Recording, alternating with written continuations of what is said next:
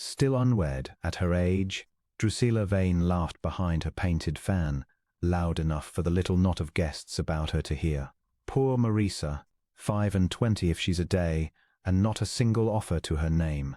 One does begin to wonder what is the matter with her. I declare, cousin, you shall be carrying my children's trains to the altar before you ever walk up one yourself. Neither Drusilla nor the cluster of tittering ladies saw the tall man standing just behind them at the edge of the candlelit ballroom, for he had come in quietly, as was his way, and he stood now half in the shadow of a marble pillar, with a glass of untouched wine in his hand, and a stillness about him that no one had yet remarked. The Duke of Rothmere had heard every word. He had been about to retire. He found these crushes tedious, and had come only out of obligation to his hostess. He had meant to make his bow and slip away before the dancing wearied him, but the cruelty in that bright voice had stopped him where he stood, and now he did not slip away. He watched instead. He watched the young woman at the center of the laughter, the one they called Marisa.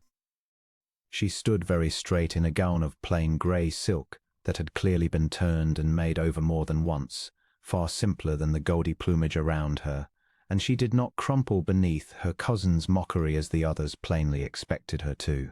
She lifted her chin. There was a flush high on her cheek, and her eyes were bright with a hurt she was too proud to show, but her voice when she answered was steady and low. "I had rather wait for regard, cousin," said Marisa Webb, "than marry merely to be married. I do not think there is anything the matter with that." Regard. Drusilla's laugh climbed higher. Listen to her, as if she were in a position to be particular. "Regard is for pretty girls and rich ones, Marisa. The rest of us must take what we are offered and be glad, and you, my dear, have been offered nothing at all. Do let us not pretend you are choosing this." The little circle laughed again, and Marisa's flush deepened, and still she did not weep, and still she did not run.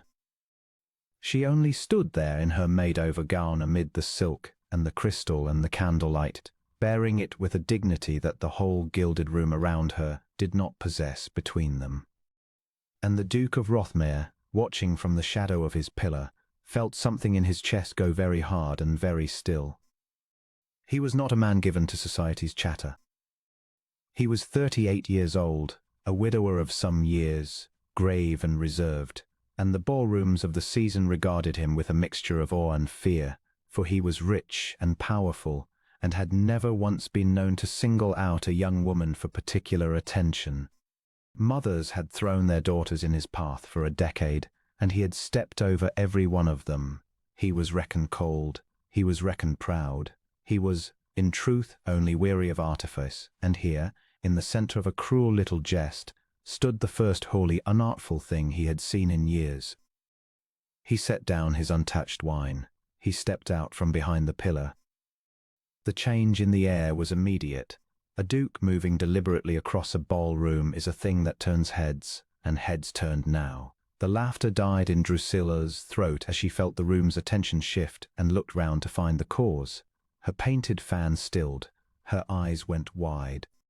The Duke of Rothmere walked the length of the floor, past the staring matrons, past the suddenly silent gentleman, past Drusilla Vane, who dropped into a flustered curtsy he did not so much as glance at, and he stopped before Marisa Webb, and he bowed to her, low, correct, unmistakable. "Miss Webb," he said, and his deep voice carried in the hush, "I do not believe we have been introduced. I am Rothmere.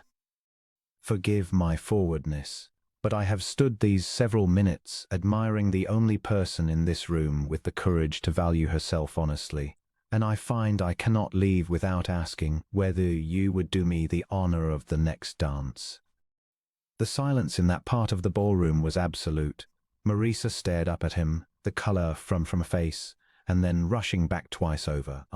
She began, and stopped, and gathered herself with that same quiet steadiness he had marked from across the room. "The honor would be mine, your grace," she said. He offered his arm. She laid her hand upon it. And as the musicians struck up, and he led her out onto the floor, the Duke of Rothmere, who had not danced with a single young woman in living memory, partnering the cousin everyone had just been invited to despise. The whole assembly understood at once that the order of things had been turned upon its head.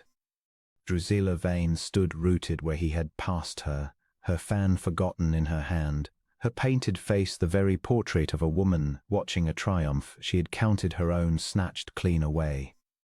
The very lady she had mocked for being unchosen was being chosen, before all the world, by the most sought-after man in 3 counties, and chosen because of the mockery, not in spite of it. For a moment he simply led her through the figures, and she danced beautifully, lightly, with a grace the Gaudier girls could not have matched for all their masters and their fees. The whole room watched, and the Duke of Rothmere, who cared nothing for whispers, found that he cared a great deal that the woman on his arm should not be made to feel a spectacle. "Look at me," he said low, when he felt her hand tremble in his, and at no one else. "Let them stare. Tell me, was your cousin always so fond of cruelty, or has she taken it up lately as a hobby?" That startled a small, surprised breath of laughter out of Marisa, and the colour that had fled her cheeks came warmly back. "Always, I fear," she admitted. "Drusilla has measured herself against me since we were girls, and found me wanting in every particular she values. She is prettier than I, and richer, and far better at being admired. I never could see the use in competing for things I would not have wished to win."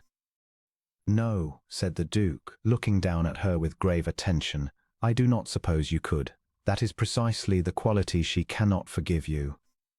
She has spent her life chasing the world's good opinion, and here you stand, having never chased it once, and the world has just turned its head to look at you all the same." His mouth curved very slightly. "I should not wonder if she never forgives you for tonight. I find I cannot bring myself to be sorry." "You needn't have done that," Marisa said quietly, as they turned down the line. Her voice trembled only a little. "I should have weathered it. I have weathered worse. But I thank you. I shall not pretend it did not cut." "I know you should have weathered it," said the Duke. "That is precisely why I did it. A woman who can stand in a hostile room and answer cruelty with reason, and never once lose her dignity, is a rarer creature than this entire season has shown me. Your cousin spoke of regard as though it were a thing you could not command." He looked down at her, grave and direct. "She is mistaken. You commanded mine the moment you lifted your chin." Marisa's eyes shone. She said nothing for a moment. She only danced, light and sure, her made-over gown sweeping the bright floor as though it were the finest silk in the room, for on the arm of the Duke of Rothmere, that night it was. "They will all of them be very kind to me tomorrow," she observed at last, with a small dry wisdom that drew from him the rarest thing he owned, a true smile. "The same ladies who laughed. They will call upon Mama and remark how they always said there was something fine about me." "No doubt," said the Duke, "and you will receive them graciously, and forgive them nothing, and let them wonder. It is a far sweeter revenge than any unkind word, and far more like you, I think."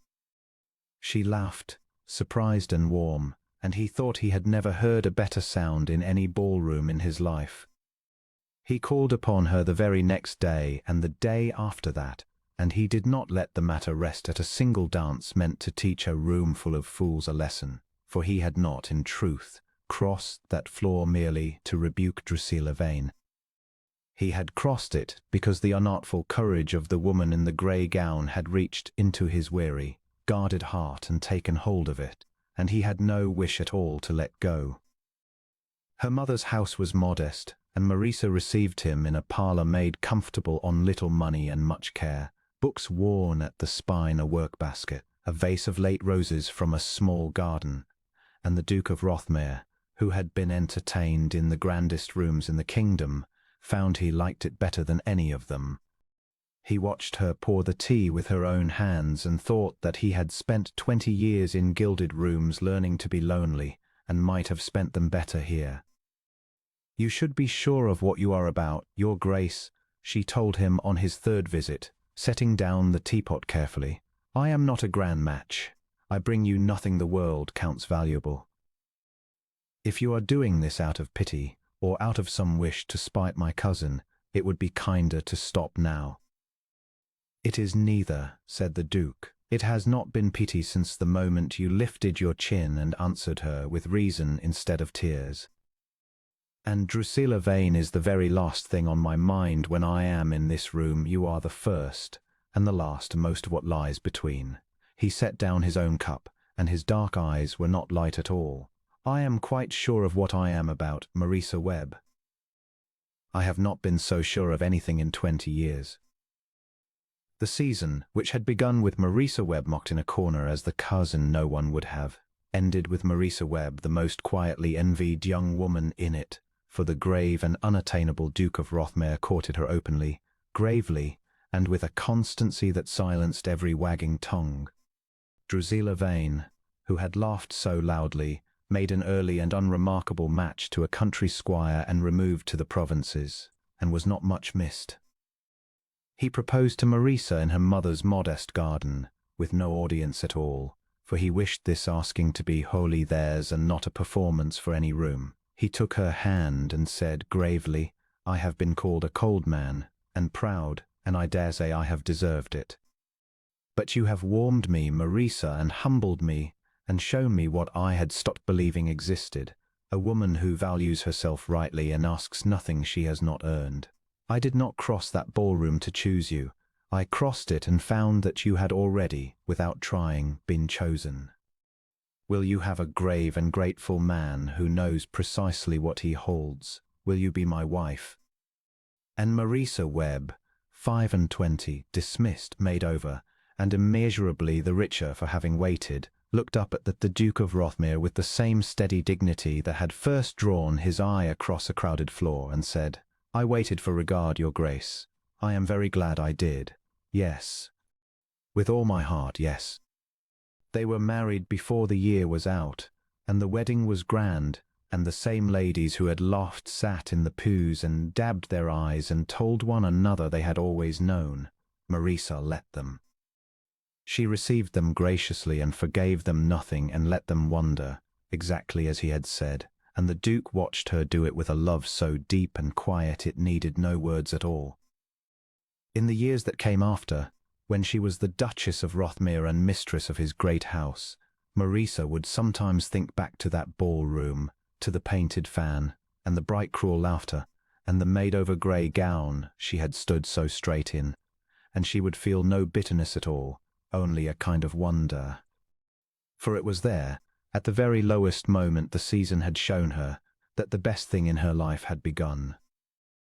Do you ever regret it, her husband asked her once, that they were so unkind to you, that you waited so long and bore so much before you were chosen? Marisa laid her hand over his and looked out across the gardens of the house that was hers now and smiled. Not for a single moment, she said.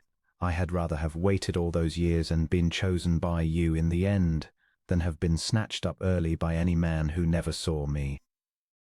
They thought no one would ever have me, and the truest, finest man in all that room walked the length of it to prove them wrong. No, my love, I do not regret a moment of the waiting. It brought me here. It brought me you, and I would not trade that for all the easy offers in England.